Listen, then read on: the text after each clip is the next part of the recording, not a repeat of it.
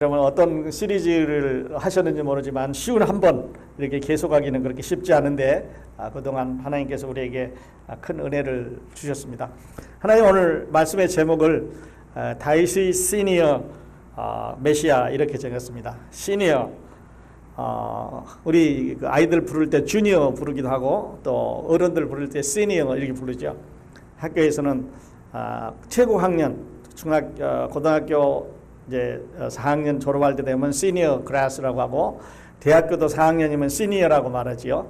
또 어른이 되면 나이가 많은 사람을 부를 때 시니어라고 하고 직장에서는 같은 계급의 사람들 중에서 제일 고참을 시니어라고 이렇게 부릅니다.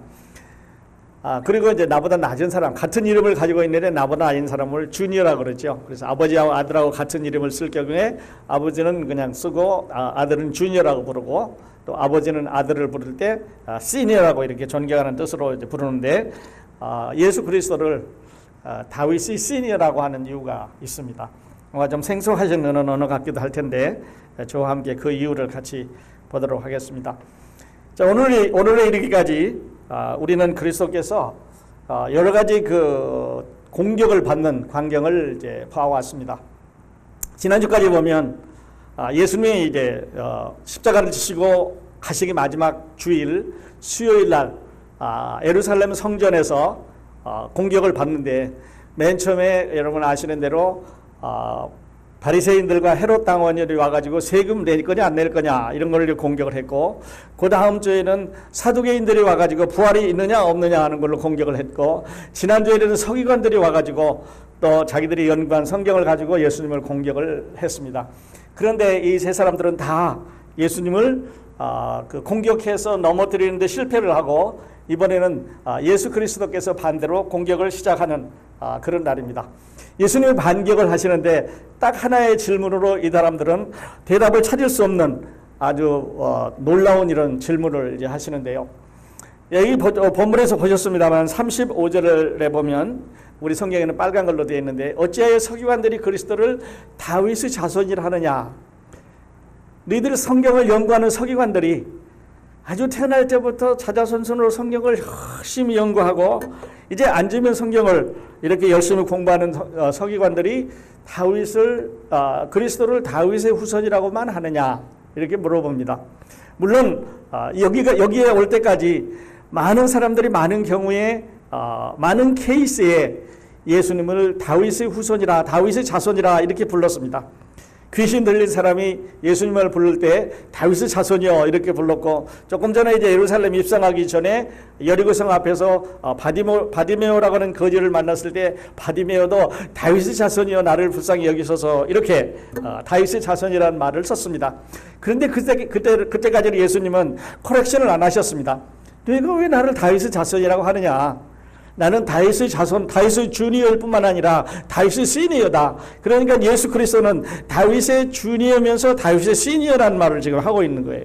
다시 말씀드려서 나는 육신적으로는 다윗의 주니어고 영적으로 보면 다윗보다 훨씬 내가 먼저 있었던 사람이고 다윗을 축복해 준 사람이기 때문에 축복해 준 하나님이기 때문에 나는 다윗의 시니어였고 동시에 다윗의 주니어였는데 지금까지는 다윗의 주니어라고 하는 말에 대해서 받아들이셨는데 시니어라고 하는 말을 언급을 안 하시고 반박을 안 하시고 고쳐주지를 않았는데 오늘 고쳐주십니다.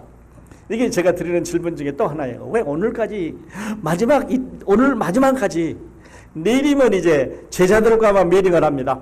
그리고 이제 내일 밤에 잡히셔서 모레 십자가로 가시는데 그렇다면 퍼블릭 미팅 사람들과 여러 사람들과 공개적으로 만나는 퍼블릭 미팅은 오늘이 마지막입니다. 그런데 오늘까지 그거를 가량 놔뒀다가 오늘 이거를 선포를 하시는데 그것도 예루살렘 성전에서 서기관과 바리새인들이 있는 자리에서 또 많은 군중들이 모여 있는 자리에서 당신이 다윗의 시니어라고 이렇게 선포를 하는데 그 이유가 어디에 있겠느냐 하는 거죠. 그리고 이제 그거 마치 설명을 하면서 다윗이 성령에 감동되어 친히 말하되 거기까지 여러분 이게 가로를 이렇게 쳐보면요. 주께서 내 주께 이르시되 주가 두 번 나오니까 우리말 성경에는 안 됐는데 옆에 영어를 한번 보시면요. The Lord라고 되어 있고요. 그 다음에 My Lord라고 영어 성경이 그렇게 되어 있습니다. 좀 더 이따 말씀을 드리겠습니다만은 그래서 킹 제임스 성경은 이거를 좀 더 정확하게 알기 쉽게 번역을 해놨는데, 처음에 나오는 The Lord는 하나님이에요. 그리고 My Lord는 메시아, 예수님입니다. 그러니까 하나님께서 예수님에게 말씀하시기를, 내가 내 원수를 내 발등 아래 둘 때까지 내 우편에 앉아 있어라. 다시 말씀드려서 하나님이 예수님에게 하신 말씀을 기록을 하셨습니다. 다윗이 그리스도를 주라 하였은즉 어찌 그의 자손이 되겠느냐. 다윗이 그리스도를, 메시아를 내 주라고 말했는데 어떻게 그러면 다윗이 내 주인이라고 말했는데 그가 주인이었냐는 거지요. 물론 다윗의 후손으로 육신의 혈통을 입고 내려온 것은 다윗의 주니어가 맞습니다. 그런데 그보다 먼저 하나님께서 다윗에게 말씀하시기를, 다윗을 통해서 말씀하시기를 내 주라고 말씀하셨으니까 예수 그리스도는 다윗의 주니어면서 동시에 시니어라고 하는 말씀을 하고 있습니다. 그래서 오늘 말씀을 이제 전하면서 제가 여러분에게 두 가지 질문을 했습니다. 예수 그리스도는 누구의 자손이냐 하는 거죠. 우리가 다 아는 대로 지금까지 사탄도 그랬고 바디메어도 그랬고 여러 사람들이 여러 경우에 다윗의 자손이요, 다윗의 후손이요 이렇게 말했습니다. 자, 그렇다면 예수 그리스도는 누구의 후손입니까?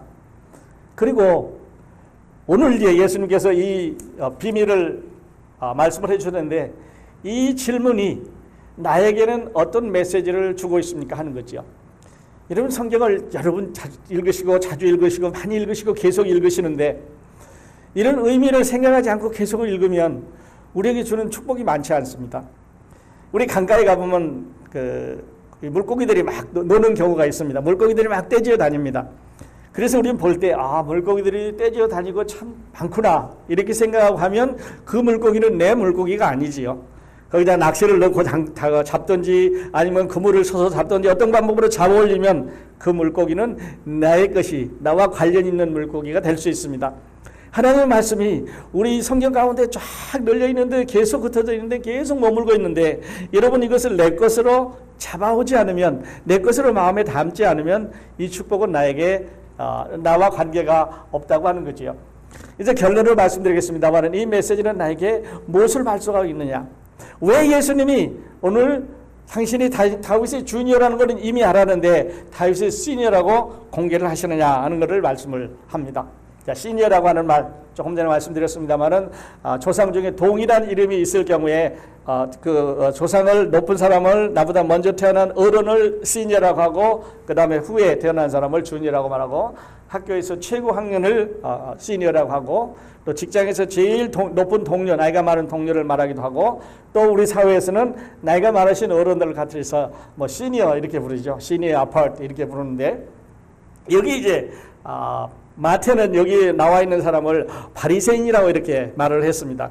그리고 마가는 적기를 맨 밑에 서기관들에게 관해서 말씀을 하시니까 어떻게 보면 바리새인으로 시작해서 서기관들도 여기 섞여 있는 걸로 서로 다른 그룹의 사람들인 것처럼 생각을 하는데 화면이 좀 정확하지가 않습니다만은 여기서 말하는 이쪽 그룹이 바리새인 그룹입니다. 이 사람들은 좀 하루층에 있는 사람들이에요. 그리고 이 반대쪽에 있는 사람들이 사두개인이고요. 이들은 상류층에 있는 사람들입니다. 그리고 율법학자 서기관들은 이 가운데 들어가 있는 사람이니까 이 서기관들 중에는 바리새인도 있고 서기관들 중에는 사두개인도 있고 그래서 이 두 사람들 중에 가장 스마트한 똑똑한 공부를 많이 한 하나님의 말씀을 대언해서 연구할 수 있는 사람들을 이제 서기관이라고 그렇게 정해서 부르고 있습니다. 그러니까 빼어난 사람들이죠. 늘 말씀드립니다만 예수님 당시의 바리새인들은 조상의 유전과 전통을 하나님의 말씀과 똑같은 위치에 놓고 적었습니다. 조상의 유전과 전통을 하나님의 말씀과 똑같은 밸류로 똑같은 값어치 위에 놓고 이것도 지켜야 된다고 고집했던 그런 사람들입니다. 중요시한 사람들이죠. 산헤드린 멤버면서 막강한 권력을 가지고 있습니다. 사람들과 구별된 옷을 입고 구별되게 살았습니다. 그런데 신앙은 권위적이고 외형적이고 위선적이고 형식적이었습니다. 그러니까 바리새인들의 신앙은 위선적이고 형식적이고 권위적이고 그리고 그 사람들에게 보이기 위해서 외형적으로 사는 그런 사람들입니다. 식사할 때는 손을 더럽게 하지 않게 해서 손을 씻어라 그랬는데 하나님 말씀을 적용시켜 가지고 하나님께서 하라 그랬다. 하나님께서 그렇게 안 하셨습니다. 그 다음에 안식일에는 그 일정하게 가는 거리가 있습니다. 일정한 몇 발자국 이상 가면 안 된다. 거리 얼마 이상 가면 안 되고 뭘 하면 안 되고 이렇게 하는데 급한 일이 생겨도 그러면 안식일의 규정 때문에 못 고칠 거냐, 병이 생겨서 임무전식 환자가 있는데 안식일 때문에 못 고칠 거냐, 또 배가 고픈데 안식일에 밀을 잘라 먹는 거에 대해서 그 제자들과 악유를 하고 예수님을 이제 비난을 했던 그런 사람들이죠. 가는 곳마다 지난 3년 동안 예수께서 공생애를 시작한 후로 가는 곳마다 사람들을 만날 때마다 그들은 바리새인이라는 이름으로, 서기관이라는 이름으로 그들 가운데 있어서 예수 그리스도와 부딪혔습니다. 비난을 하고 저 사람이 우리 전통을 지금 깬다. 저 젊은 친구가 와가지고 지금 무엇을 가리키고 있는데 우리가 말하는 것과 전혀 다른 걸 가리키기 때문에 저 사람을 없애야 된다고 하는 반감이, 그 중후감이 계속 떠오르고 있는데 그 본고지, 지금 최고의 본거지인 여기로 말하면 서울이고 이제 이스라엘로 말하면 예루살렘이고, 그러니까 그 예루살렘 도시 가운데 그 성전 안에 들어갔으니까 아주 중심부 중에 심장에 갔다고 말씀을 드릴 수가 있습니다. 예수님을 향해서 백성들은 말씀을 듣고 있고 뒤에 바리새인과 서기관들은 저 예수가 무슨 말을 잘못하나 하는 것을 꼬집잡기 위해서 지금 서서 보고 있습니다. 잠깐 여러분 머리를 식히시기 위해서, 우리 교회가 복음주의 교회로 성장하기 위해서, 여러분 이제 예수님이 세상에 오신 목적은요, 복음 전하시기 위해서 오셨습니다. 예수님이 십자가에 돌아가신 목적은 사람들을 하나님 앞으로 인도해 주시기 위해서 오셨습니다. 그래서 one and the only purpose, 그 목적 하나를 위해서 예수님은 사람의 모습을 하시고 세상에 오셨습니다. 그래서 사람들을, 여러분과 저처럼 하나님과 전혀 관계가 없는 사람들을, 여러분과 저처럼 하나님의 배경 아래서 그 이름 아래서 살지 않은 사람이라도 예수 그리스도를 믿으면, 그 피를, 그 공로를 믿으면 우리를 구원해 주셔서 하나님 앞으로 가게 하기 위해서 온 세상을 구원하시기 위해서 오셨습니다.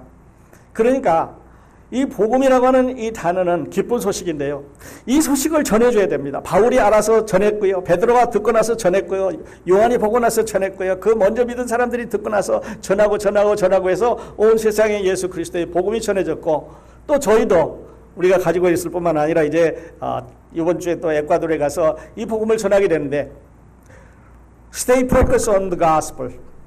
여러분 복음에 초점을 맞추셔야 됩니다. 우리 삶에서 복음을 빼면, 우리 기타 여기 있습니다만 기타 줄 다 끊어지면 소리 안 나지요. 우리 삶에서 예수 그리스도의 복음이 빠지면은요, 줄 없는 기타처럼 아무 가치가 없습니다. 여러분 안에 복음이 얼마만큼 살아계십니까? You have to stay focused on the gospel. 예수 그리스도의 복음에 여러분 초점을 맞추시기 바랍니다. 그리고 복음으로 우리의 삶을 변화시키고 또 그렇게 변하는 사람들을 축하해 줘야 됩니다. 그리고 복음의 단순함을 여러분 초점을 맞추시기 바랍니다. 복음은 아주 복잡하게, 지난주에도 공부했습니다마는 613개나 되는 율법을 다 외워서 그거를 뭐 부정적인 거 365개, 긍정적인 거 몇 개 막 이래가지고 외우고 조사하고 뭐 이게 지키려고 애쓰는 게 아니라 그 모든 율법을 예수님은 하나로 만들으셨어요. 그게 사랑이라는 법입니다. 그래서 예수님은 그 사랑으로 그 복음이 요구하는 모든 요구를 다 들어주셨습니다. 그리고 우리에게 그것을 믿고 서로 사랑하라고 말씀을 하셨지요. 복음은 아주 단순한 것입니다. 아주 복잡하게 뭐 연구하고, 여기 나오는 이제 또 잠시 후에 나오겠습니다만 서기관들처럼 일생 동안 성경을 읽고 또 읽고 연구하고 가리키고 베껴 쓰고 또 옮겨 쓰고 이렇게 했는데도 이 메시아가 다윗이 신이인 줄을 몰랐다고 하면 그들의 노력은 그렇게 우리가 배워야 하는 게 아니었죠. 선교가 우선이어야 됩니다. 주변에 있는 사람들에게, 가까운 사람들에게 예수 그리스도의 복음을 전해 주십시오. 씨를 뿌려주세요. 예수님이 당신의 죄를 위해서 십자가에 돌아가셨습니다. 그 씨가 싹이 날지 그 씨가 싹이 안 날지 그 책임은 우리에게 없다고 했습니다. 뿌리는 이는 우리지만 그러나 싹나게 하고 거두시는 이는 하나님이셨기 때문에 주변에 있는 사람들에게 나 예수 믿고 났더니 뭐가 좀 틀려졌어. 나 크로스포인트 교회에 가서 하나님 말씀 요새 공부하고 있는데 복음이라는 걸 새로 배웠어. 한번 와보지 않을래? 여러분 한번 소개해 보실 수 있기를 바랍니다. 일상화하셔요. 그냥 입에서 이런 복음의 얘기가 나올 수 있도록 했으면 좋겠습니다. 그 다음에 또 하나는요. 여러분 우리 교회에 오셔서 다른 교회와 다른 점이 있다면 우리 교회는 율법적인 것이 없다고 하는 사실입니다. 우리는 은혜 안에 있는 사람들이기 때문에 우리 교회에 들어오면 분위기가 더 밝은 것이 다른 교회가 다른 점이 있습니다. 왜냐하면 우리는 모두 다 예수 그리스도의 은혜로 구속을 받은 사람들이기 때문에 우리에게는 죄로부터 눌리는 두려움이 없습니다. 그래서 사람들에게 새로 오시는 분들에게 젊은 분들에게 나이 드신 분들에게 주변에 있는 분들에게 율법을 강요하지 마십시오. 법에도 없는 법을 만들어가지고 그걸 지키라고 강요하면 이것은 아까 바리새인들하고 똑같습니다. 복음으로 사십시다.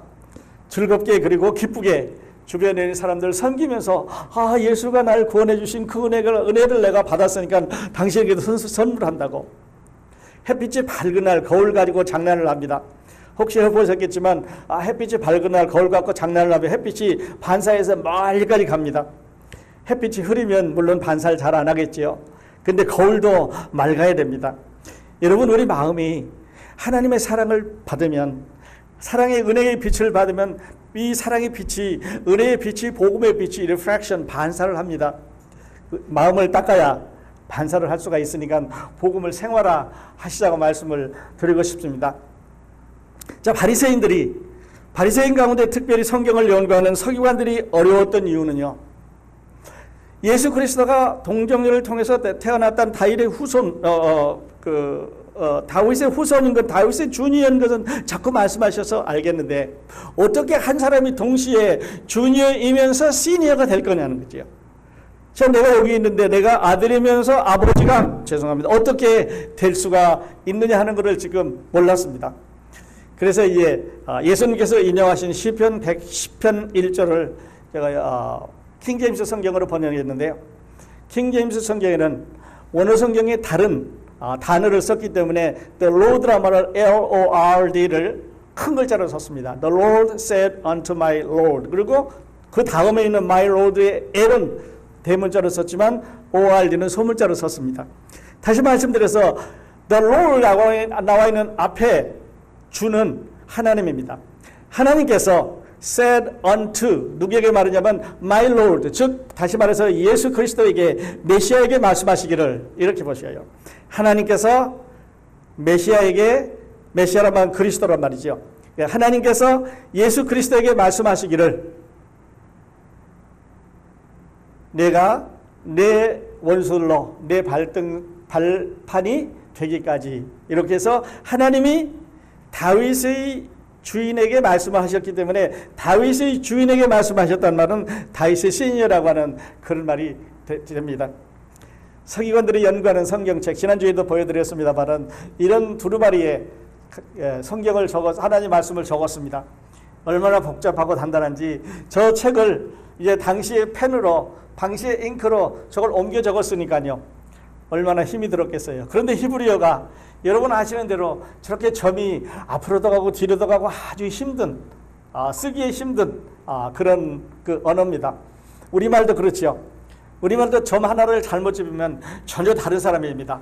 전에도 말씀드렸지만 그 나라는 말에 점을 안쪽으로 들어가면 너가 되고 밖으로 나오면 나가 되죠.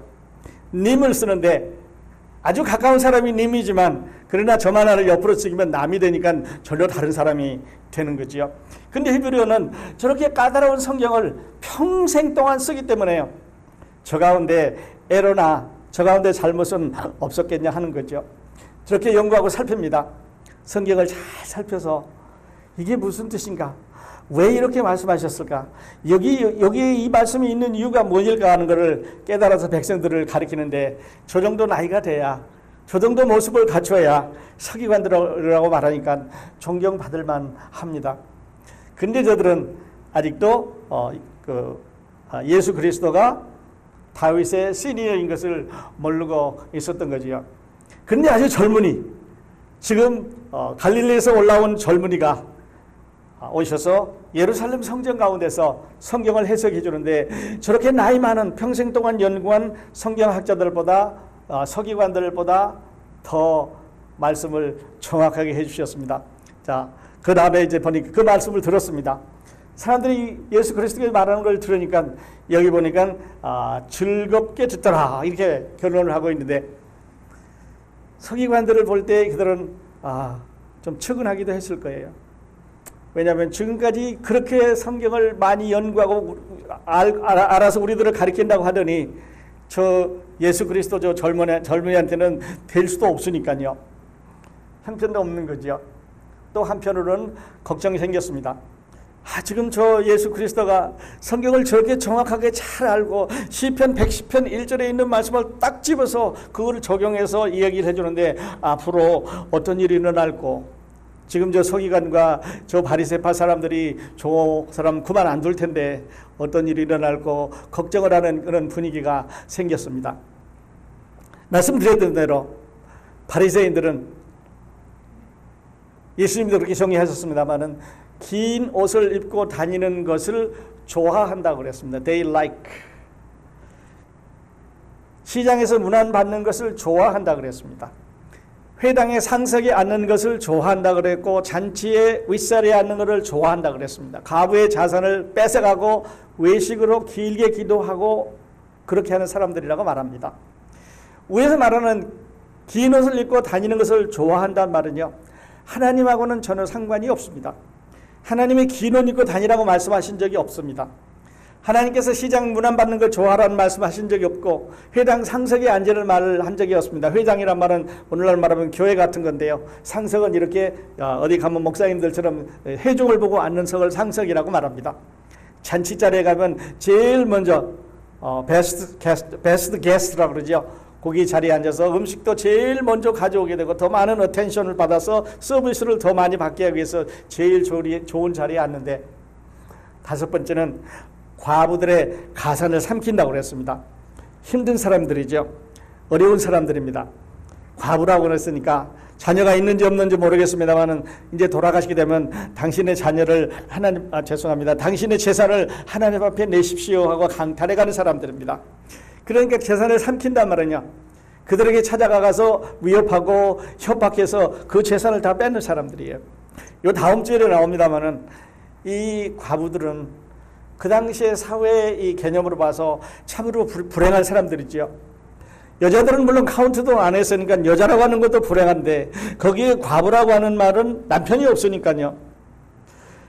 그렇다고 보면 모세는 율법에 그와 같은 여자들을 돌보라고 말했습니다. 요즘 이제 우리 미국이나 한국처럼 소셜 시큐리티가 잘 발달된 나라는 소셜 시큐리티 사회보장 제도가 그들을 돌보주게 그렇게 되어 있습니다. 그래서 그들에게 연금을 줘서 살 수 있도록, 또 평소에 일을 많이 했으면 일한 만큼 더 주도록 그렇게 살고 있는데, 그 당시에는 그런 사회가 아니기 때문에 일반적으로 성전에서 이제 도와줘야 되는 그런 형편이지요. 그런데 그 여자가 성전 안에 들어가서 헌금을 하는데요, 여러분 아시는 대로 아주 적은, 요즘 말로 하면 얼마쯤 될런지 모르는데 작은 양의 헌금을 했습니다. 이분은요, 자기 인컴에서 몇 퍼센트를 낸 게 아니고 자기가 구걸에서 살아야 되는 그 최저의 삶에서 얼마를 냈으니까요. 이분이 낸 거는 요즘 말로 하면 론을 받아가지고 빌려가지고 하나님을 사랑하는 마음으로 그에게 냈다고 하는 말이에요. 그러니까 부자가 얼마 냈느냐, 얼마만큼 냈느냐가 자기 인컴이 있는 사람이 얼마 냈느냐 하는 거고, 이 여자 인컴이 없는 여자가 어디서 구해와가지고 자기 걸 다 희생하고 줄이고 해서 하나님 앞에 있는 거하고는 밸류가, 가치가 다릅니다. X가 문제가 아니라 가치가 다른 거지요. 이 여자가 내는 이 동전 돈입은 그 가치가 이 여자에 있어서 어쩌면 생명과도 바꿀 수 있는데, 다른 사람이 내는 그 액수, 아무리 많은 액수라고 하더라도 생명과는 바꿀 수가 없으니까요.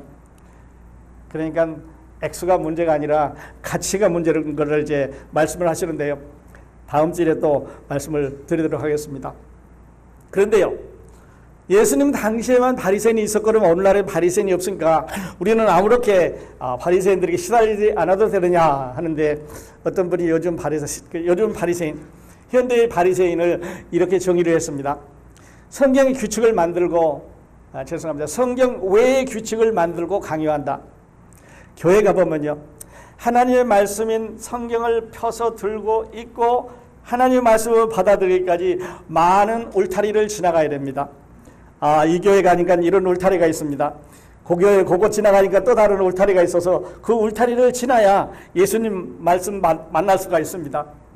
다른 교회 가면 또 다른 전통이 있고 또 문화가 있고 규칙이 있고 그거를 지키도록 강요를 받고 있습니다.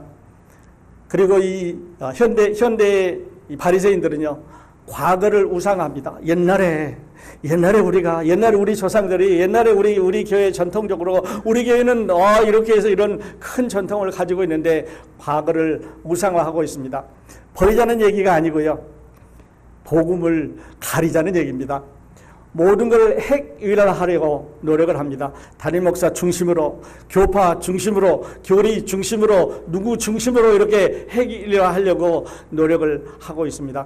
나 아니면 안 된다는 사고방식이 그들에게 아주 강하게 깔려 있습니다. 나여야 됩니다. 리더여야 됩니다. 그러니까 사람들은 다 리더를 하기 위해서 싸웁니다. 또 싸우고 부질없는 일은 부끄러운 일도 하게 되는데, 나 아니면 안 된다는 사고방식이 깔려있는 이유 중에 하나는 바리새인의 컨셉트 때문에 그렇습니다. 성경의 지식과 순종이 모자랍니다. 제가 볼 때는 성경을 전적으로 연구하는 사람들이면 그와 같은 일을 하지 않을 텐데 어쨌든 모자란다고 말씀을 드실 수가 있습니다. 뿐만 아니라 자신들도 믿지 않고 따르지 않고 다른 사람들도 믿고 따라가지 못하게 그렇게 하고 있습니다. 우리 복음주의들에서 잘못되기 쉬운 몇 가지 조심하셔야 될 것이 있습니다. 그래서 두 가지를 제가 말씀을 드리려고 하는데요. 로마서 6장 14절에 보면 죄가 너희를 주장치 못하리니 이는 너희가 법 아래에 있지 아니하고 은혜 아래에 있습니다 하는 말을 바울이 했습니다. 너희가 하나님의 율법 아래에 있지 않고 하나님의 은혜 아래에 있기 때문에 자유다 하는 말을 하고 있습니다. 뿐만 아니라 8장 1절과 2절에서는, 로마서 8장 1절과 2절에서는 그러므로 이제 그리스도 예수 안에 있는 자들에게는 결코 정죄함이 없나니 이는 그리스도 예수 안에 있는 생명의 성령의 법이 죄와 사망의 법에서 너를 해방하였습니다. 해방해 주었습니다. 그러니까 법에서, 하나님의 율법에서 해방됐습니다. 모든 족쇄가 풀렸습니다. 우리를 묶어가지고 지옥으로 끌고 가려고 하던 이 족쇄가 풀렸습니다. 우리를 감옥에다 가둬놨던 감옥 열쇠가 열렸습니다. 우리 밖에 나왔지요. 그래서 잘못된 교리를 가지고 가면 이렇게 할 수 있습니다. 자유다. 그러니까 우리는 이제부터 마음대로 살아도 된다. 그러므로 우리는 어떤 일을 해도 하나님 우리를 버리시지 않는다고 하는 이런 이중 논리를 가지고 있습니다. 물론 하나님이 우리를 버리시지는 않습니다. 그러나 하나님은 족쇄를 벗겨줬기 때문에, 자유를 주었기 때문에 마음대로 살란 말은 하신 적이 없습니다. 족쇄를 벗겨주셨기 때문에, 자유를 주셨기 때문에 하나님을 따라가면서 하나님을 섬기라고 말씀하셨지, 세상에 나가서 마음대로 훔쳐도 괜찮고 나쁜 짓을 하고 감옥에도 괜찮고 극단적으로 사람을 해쳐도 괜찮다고 하는 이런 논리는 성경에 없는 논리예요. 찰스 라일이라고 하는 유명한 신학자가 있습니다. 제가 공부하던 달라스 신학에서 조직신학을 가르치는 선생님이었는데요. 그분이 So Great Salvation이라고 하는 이 위대한 구원이라고 하는 책을 아주 오래전에 썼습니다. 아마 영어로 보신 적이 있을 거예요. 제가 판권을 받아가지고 이걸 한국말로, 우리말로 번역을 해서 신문에 연재를 했던 책입니다. So Great Salvation. 구원은 후리로 주어지는 거다. 구원은 노력으로 하는 게 아니라 하나님의 은혜로 주어지는 거다. 내 노력이 아니고 하나님께서 주신 은혜를 받아들임으로 이루어지는 거다라고 말씀하신 아주 유명한 학자 중에 한 사람입니다. 그런데 이분이 이런 말을 했습니다. 잘 들으셔야 됩니다. 모든 거듭난 그리스도인들은 예외 없이 영적으로 성장해야 합니다. 한 번 더. 모든 거듭난 그리스도인들은, 만일에 여기에 여러분이 해당되시면 예스 하셔도 좋겠습니다. 모든 거듭난 그리스도인들은 예외 없이 영적으로 성장해야 됩니다. 자라야 됩니다. 따라서 성장하지 않는 그리스도인이 있다면, 세상 죄를 즐기는 그리스도인이 있다면, 아직도 죄 가운데 머물러 있고 세상 일을 내가 해도 괜찮다고 하는 엉터리를 쓰는 그리스도인이 있다면, 그는 이렇게 말했습니다. 그 사람은 거듭난 사람이 아닙니다. 그러니까요, 우리 모든 거듭난 그리스도인들은 우리에게 자유를 주셨기 때문에, 우리를 감옥에서 나오게 해주셨기 때문에, 우리를 체인에서 풀어주셨기 때문에, 지옥의 족쇄를 풀어주셨기 때문에 이제는 하나님을 따라가면서 찬양을 해야 됩니다. 더 찬양을 잘하기 위해서, 더 복음을 잘 전하기 위해서 하나님의 말씀을 공부해야 되는 거죠. 그래서 우리 모든 그리스도인들이, 여러분 형제 자매님들이, 우리 모두가 다 하나님 앞에 우리는 영적으로 성장해가는 우리 모두가 다 됐으면 좋겠습니다. 다른 사람과 귀를 기울이지 마십시오.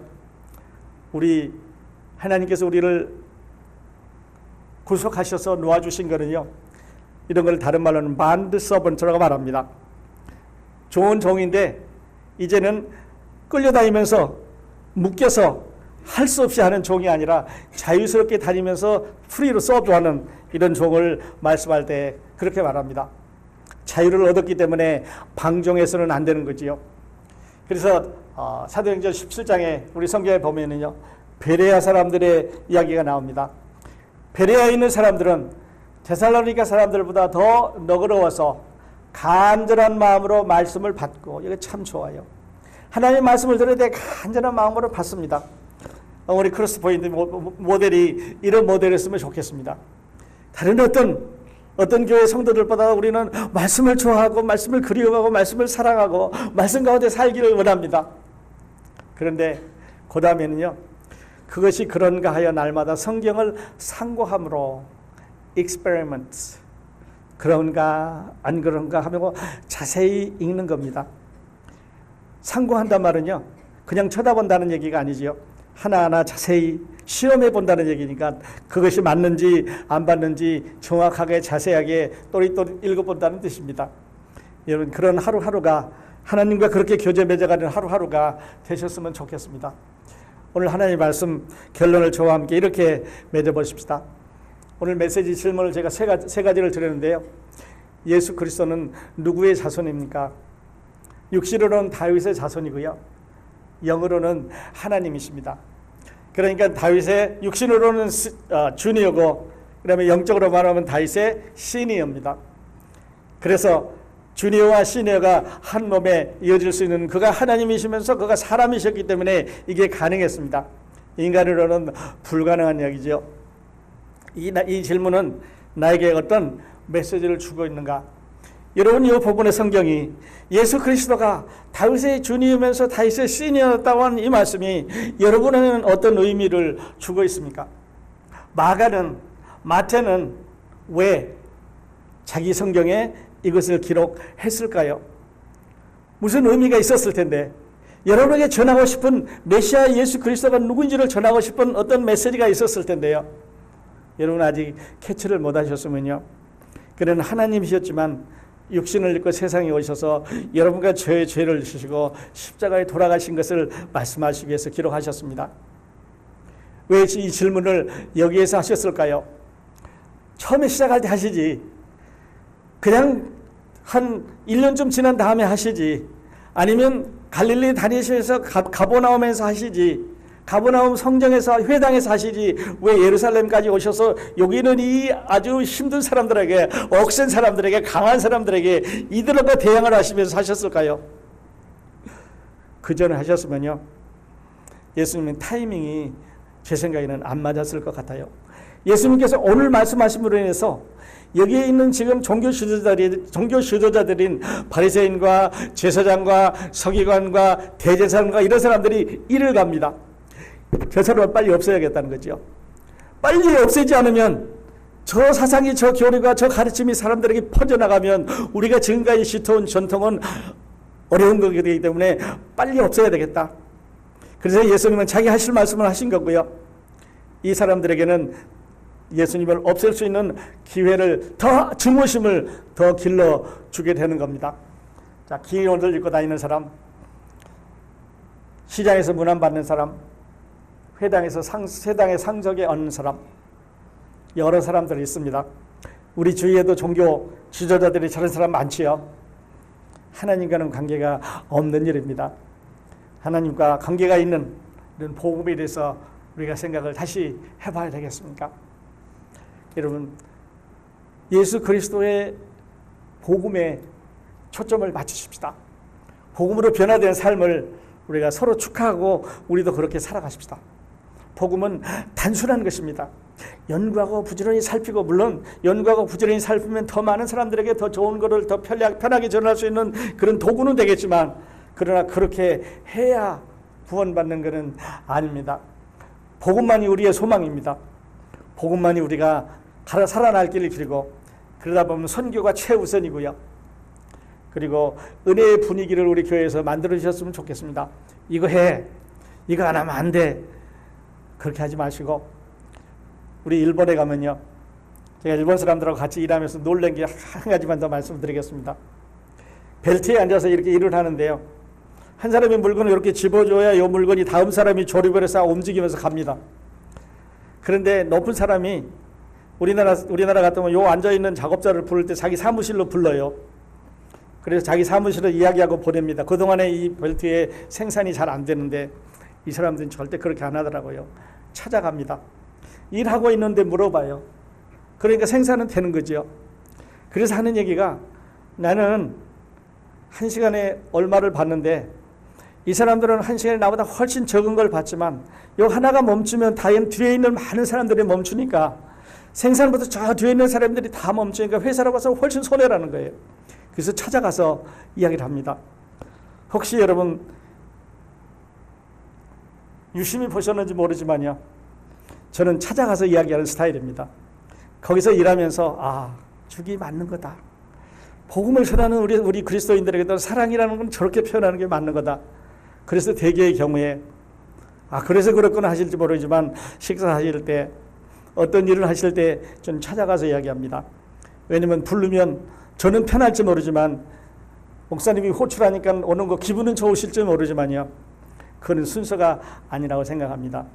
찾아가셔서 이야기하시고 편하게 해주시고, 그래서 우리 가운데 룰을, 우리 가운데 율법을, 우리 가운데 규제를, 우리 가운데 얽매이는 이런 사슬을 서로에게 다 풀어주셔서 자유 가운데, 기쁨 가운데 우리가 다 살아갔으면 참 좋겠습니다. 그런 교회가 되기를 희망을 합니다. 뿐만 아니라 은혜로운 분위기를 만들어야 되겠고 생활을 해야 되겠습니다.